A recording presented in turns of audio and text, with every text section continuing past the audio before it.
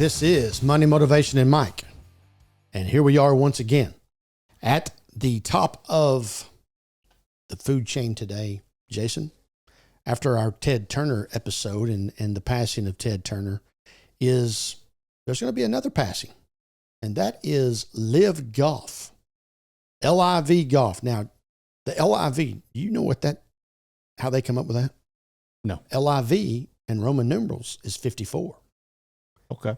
They play 54-hole tournaments. They play 3 days, not 4. Okay. Have you seen LIV Golf, LIV Golf? If I did, I didn't know I was watching. Well, most of your mega golfers have not seen LIV Golf. I mean, it's been around since 2021. I couldn't even tell you where you could find it. And I know that Fox has broadcast some, very few. The attendance, for lack of a better word, has been horrible. And we talked about Ted Turner a couple days ago. TNT Sports. Now, TNT Sports in the UK and Ireland, they broadcast it, but it was only, like I say, in Great Britain. So it's not in Australia as well, because Greg Norman was the first chairman, was the first CEO of LIV Golf. Greg Norman's from Australia. So Australia had the 7 network that broadcasted as well. But the big deal here is that this league was funded, still is at the moment, by the Saudi Arabia Public Investment Fund. And, you know, they have deep pockets. I mean, they could do whatever they want to do, whenever they want to do it, for however long they want to do it. Old money. And their thought is they were going to go, they wanted to get in the golf, the CEO of, I guess, the head of that fund, huge golfer, wanted a golf league. And if you want a golf league, you're going to go find the best golf players, and we're the best golf players in America. Yep. That's right. On the PGA Tour. That's exactly right. Actually, at the start, they didn't even really have any tournaments in the United States of America. It's a worldwide deal. Now they have had several tournaments in the United States of America. And as a matter of fact, they just canceled their New Orleans tournament. So how they got their league going is offering millions and millions and millions of dollars to the bigger players on the tour. They offered Tiger Woods $700 million to come to their tour. To make it legitimate, sounds like. Yeah. That they had conversations. Well, they didn't have conversations. They contacted Jack Nicklaus, basically to be like the first head, the first commissioner, let's say. Jack Nicklaus wouldn't even call him back. Now, Jack Nicklaus is also one of the founding fathers of the PGA Tour. Because before the PGA Tour, the PGA of America ran, in essence, the tournaments. And then the PGA Tour come along, late 60s, early 70s, somewhere in there. But they went after the big boy names. You know, their first big one that, of course, when Greg Norman was a world-class, all over the world golfer. He was obviously the first voice out there. He's the one that went out and recruited the players, so forth and so on. And they did get a couple of really great players in Bryson DeChambeau and Brooks Koepka. Brooks Koepka has now gotten himself back into the PGA Tour, but Jon Rahm as well, because Jon Rahm had just won the U.S. Open in 2021 as it was going. But their first big name was Phil Mickelson. Now, I want to give you an idea of how much monies we're talking about. Most of these guys, they signed up for $200 million, $300 million, on and on and on. And then they have huge purses. The first 8 tournaments in 2022, the prize money was $255 million. The first 8 tournaments. No cut, 54 holes, 48 players. You know, they play team golf too. You play individual golf and team golf. They wear shorts. They play music. They can ride in golf carts. All of the uncharacteristic, non-traditional ways of the PGA Tour. which obviously has upset a lot of people. So, nevertheless, you pay $255 million worth of prize money on an 8-tournament schedule, you can really do whatever it is you want to do. But they come along, and their early framework, you got to remember, you're a member of the PGA Tour. Well, that means you can't go and compete in other leagues that are not affiliated with the PGA Tour, which I don't know that I totally agree with, because PGA Tour players are contract laborers. They're guaranteed nothing. They got to play. First of all, they got to find a way to get in a tournament. And then they've got to play for 2 days to make the cut. So, Jason, if you don't make the cut, you don't make any money. You don't make money unless you make the cut and play on Saturday and Sunday. Yeah, it's all about performance. All about performance. Yeah. Okay. And over here, you're making money as soon as you sign on the dotted line. I mean, last place, the 48th player was making a boatload of money. Yeah, so it's kind of like a NASCAR purse or whatever. Yeah, everybody gets a little bit, but yeah. how far down the list you are is Yeah. how much you're going to get, and But maybe a lot less. But their last place, because they went out and got a couple stars, like the ones I just talked about, Rahm, DeChambeau, Koepka.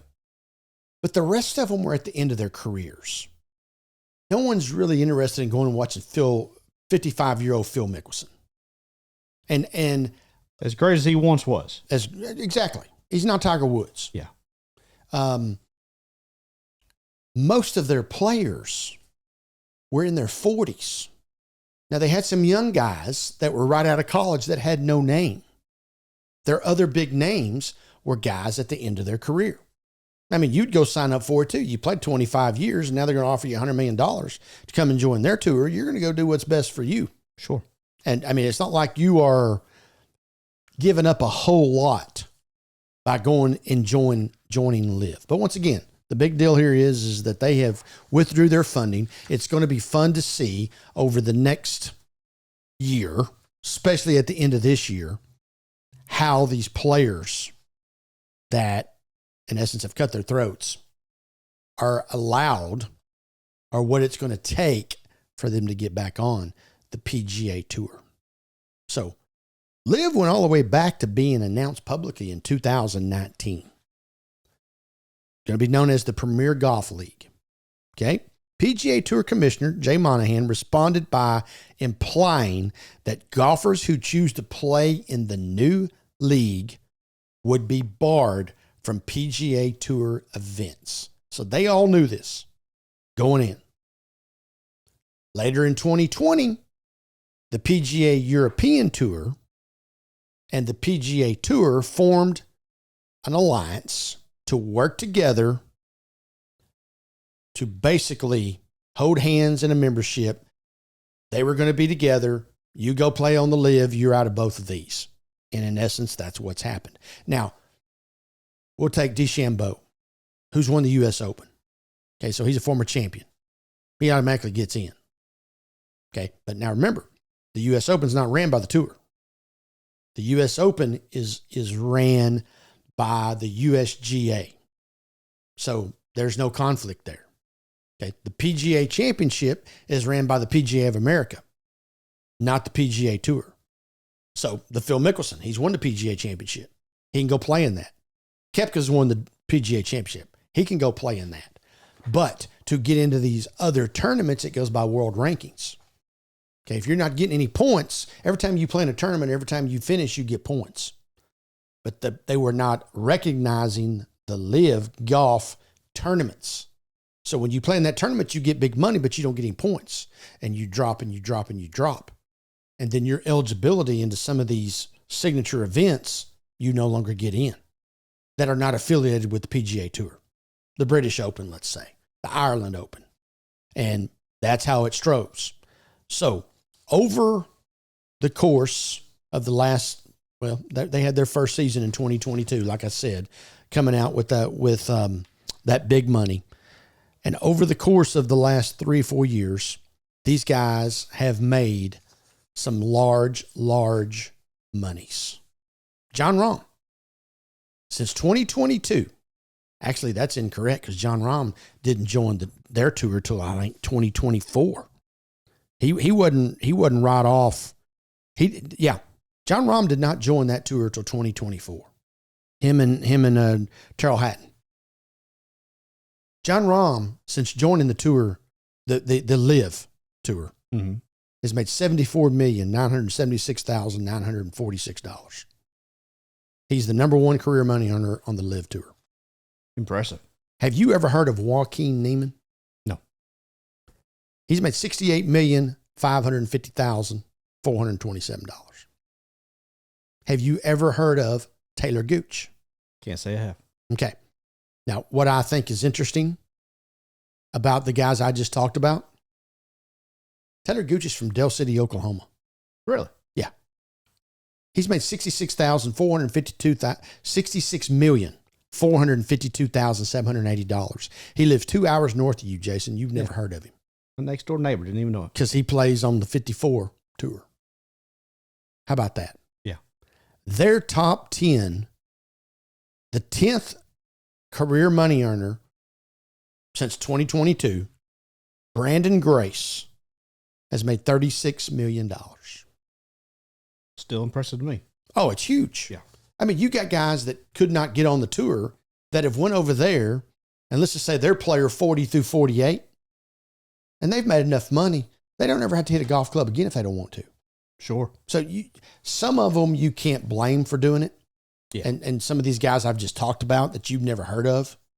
Now, Taylor Gooch just won a tournament on the PGA Tour. He was just getting it going. You start waving that kind of money in front of somebody. So he was on the PGA Tour. All these guys were on the tour. At some point, right? Yeah. And they got just jumped to LIV. Yep. And now LIV's going under. Now LIV's going under. And now he can't go back to PGA? That's right. That's a tough deal. Yeah. DeChambeau, Jon Rahm. Yeah. Now, I mean, that list goes on and on. Sergio Garcia, Patrick Reed. I mean, all these guys have been on the Ryder Cup. Okay. The Ryder Cup will not identify them to be on the Ryder Cup. They did let DeChambeau on last year. So they're going to an event to warm up, which was the one up in Napa, California. It's Silverado Country Club. It's the week before the Ryder Cup. All Ryder Cup Americans show up to play in the tournament for a warmer upper, let's say. DeChambeau applies to play in the tournament. It's ran by the PGA of America. It's ran by the PGA Tour. They don't let him in. Wow. He didn't get to play. Oh, shoot. Yep. You take your toys and your $200 million and go somewhere else. So I guess he went to Top Golf or something.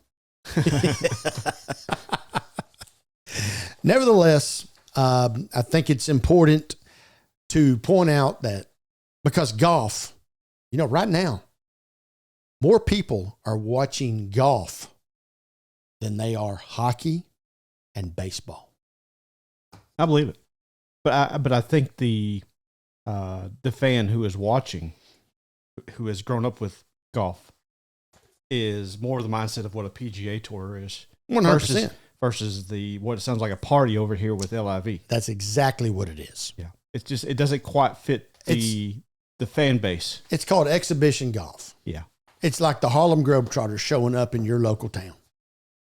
Yeah. Yeah. There is no golf, the gentleman's sport, the golf etiquette, it's an honor game, not at LIV. Yeah.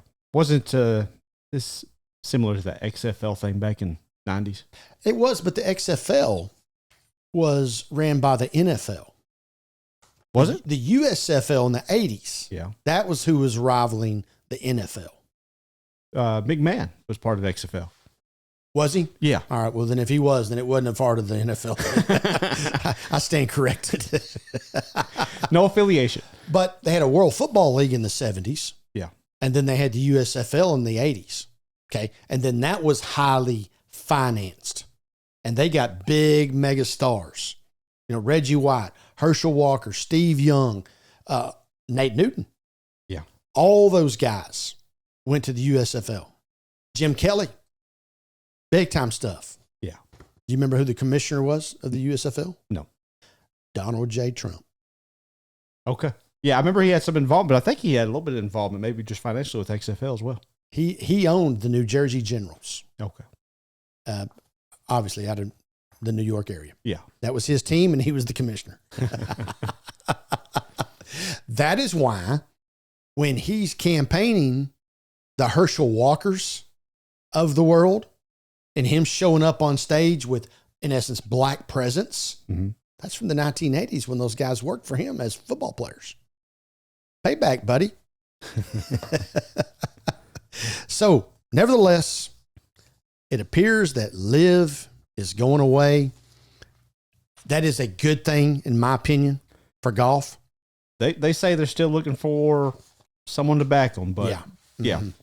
You see how it worked out for Saudi. So yeah, it's going to be tough road. There's a lot of people still looking for somebody to back their business. Oh yeah, that isn't going to happen, and it's going to be very, very interesting to see how these players get back on the tour. And is the tour going to hold their feet to the fire, or are they going to back down and let them back on? Because DeChambeau's already said that what's best for the tour is to have me on it. Is he wrong? He's already said that. Yeah. Is he wrong though? He would definitely be. I think he'd be an asset. He's okay. Then he's definitely an asset on the tour, but the tour is thriving without him. The tour is thriving without Jon Rahm. And why do I know DeChambeau better than anybody else on the PGA? Dallas, Texas. That might be SMU grad. Yeah, but DeChambeau had just won some tournaments before he went to LIV. I'm talking about majors. Yeah. Major tournaments. Yeah. Yeah. So, and he was all about the strength. He wasn't a finesse player. He can hit it to the moon type, the Brutus, the Hulk Hogan way. Yeah. Yeah. That's, he also said, if they don't let me on the tour, guess what he's going to do? Focus on his YouTube channel. Right there, Jason, to my left and your right. Bryson DeChambeau. Coming to this station right here. It might not be right here. It might be all on the golf course. That'd be fine too. Yeah. Why don't you find out how we can get a hold of him? Your list of contacts, of needing to contact. You spit them out so fast. Oh, boy. All right. You work like the Internal Revenue Service. Very slow. You can always contact me at info@mx3.vip. Find all of our content at mx3.vip or on our YouTube channel, youtube.com/MX3 Podcast. Don't forget to like, subscribe, and hit the bell icon to get notified of all of our new content. Please go down. Tell us what you think about the PGA Tour, the potential LIV debacle. Letting players back on, yes or no? And I understand the PGA Tour's stance, but they were not employees. They're contract laborers. And when you show up and you're not guaranteed a check, you ought to be allowed to go down the street and play somewhere else. Now, I say all that being totally against the LIV Tour because I was not a fan. But that's how I feel. I think a lot of people will feel that same way. Nevertheless, continue to live your life the right way.